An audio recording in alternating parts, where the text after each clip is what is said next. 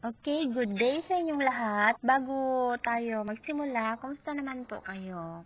Eto, paano ba magpa-appointment online ng ating passport? Punta lang kayo sa Google, search yung www.passport.gov.ph. Then, pindutin lang natin itong link.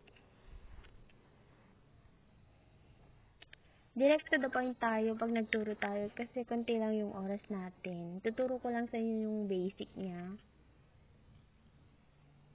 Pwede sa Android phone, pwede rin sa inyong mga computer or laptop. Ito, checking if the site connection is secure.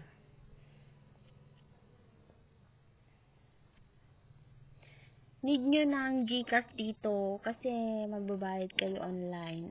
Nandito na tayo. Basahin maigi yung mga reminder, terms and condition bago tayo mag-fill up. Pipindot lang natin ng check dun sa loob ng ating box, then start individual appointment. Ayan. Dito, may mga boxes dito. Kung ano yung hinihingi ng bawat box, i-fill up lang natin. So, tuturuan naman tayo kung ano yung i-fill up natin. Siyempre, tatanungin dito yung region, country, site. Pero pag tapos mo yung first page, magne-next ka na.